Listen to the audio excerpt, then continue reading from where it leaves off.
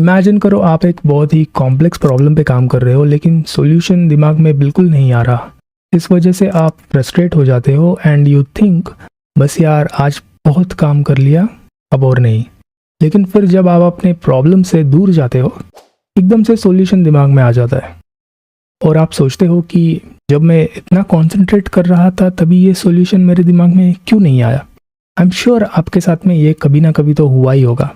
It sounds a little weird and magical, पर ये कोई मैजिक नहीं है मेरे दोस्तों, बल्कि आपके दिमाग के ऑपरेट करने का एक सीक्रेट है।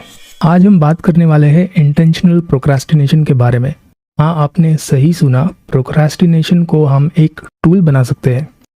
ये स्ट्रैटेजी सिर्फ टास्क्स डिले करने का बहाना नहीं है, बल्कि एक तरह का माइंडफुल ब्रेक है जिससे हम अपनी क्रिएटिविटी, क्लैरिटी और प्रॉब्लम सॉल्विंग स्किल्स को बूस्ट कर सकते हैं। सबसे पहले लेट्स क्लियर द एयर। जब हम प्रोक्रास्टिनेशन सुनते हैं तो हमारे दिमाग में लेजीनेस या गिल्ट आने लगती है, मगर असल में प्रोक्रास्टिनेशन दो तरह के होते हैं। पहला है रिएक्टिव प्रोक्रास्टिनेशन, जिसमें हम फियर, ओवरवेल्म या डिस्ट्रैक्शंस की वजह से टास्क्स अवॉइड करते हैं।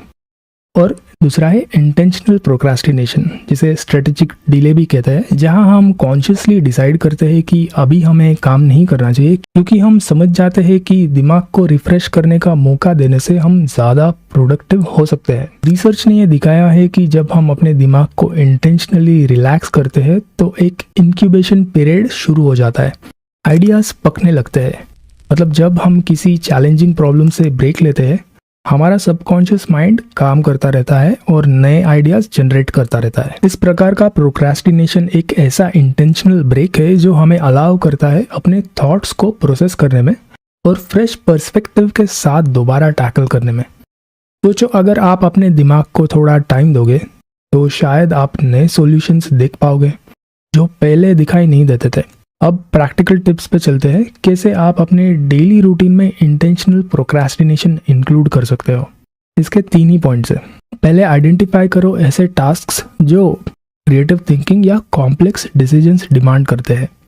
इन टास्क के लिए थोड़ा डिले लेना बेनिफिशियल होता है। फॉर इंस्टेंस, अगर आप एक क्रिएटिव प्रोजेक्ट पे काम कर रहे हो और आइडिया ब्लॉक हो रहा है तो थोड़ा ब्रेक लेना शायद हेल्प करे।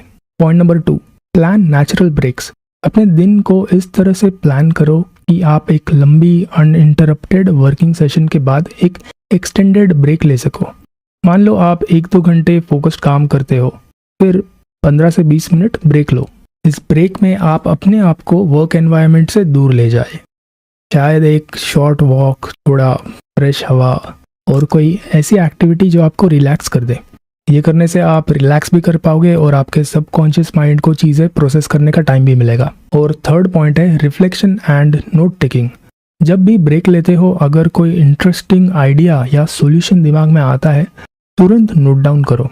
अपनी जर्नल में एक प्रोक्रास्टिनेशन सेक्शन बना के रखो जहां आप अपनी थॉट्स और इनसाइट्स लिख सकते हो कि मेरे पर्पसफुल प्रोक्रास्टिनेशन के दौरान मुझे कैसे आइडियाज़ आए और उनसे मैं मेरा काम और भी कैसे अच्छे से कर सकता हूँ।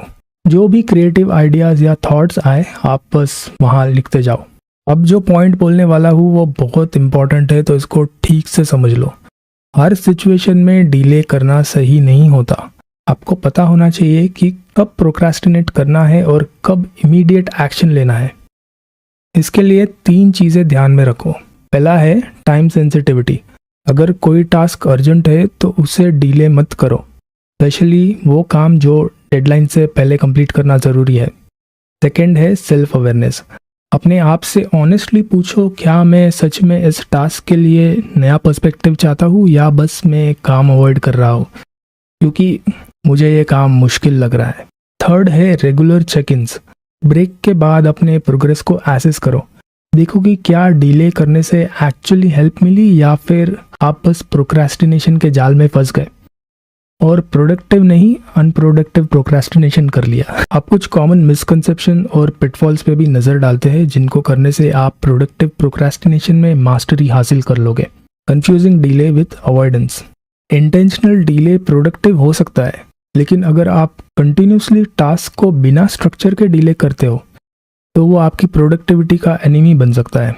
कभी कभी हम टास्क्स को इतना डिले कर देते हैं कि बैकलॉग बन जाते हैं। इसीलिए सही चीज़ों पे फोकस करो और सही टास्क्स पे हमेशा फोकस रखो। हमेशा क्लियर रहो कि क्यों डिले हो रहा है। अगर डिले करने का पर्पज़ ही वेग है तो शायद वो टाइम वेस्ट हो सकता है। Remember, it's not about doing more, it's about doing what truly matters efficiently and creatively.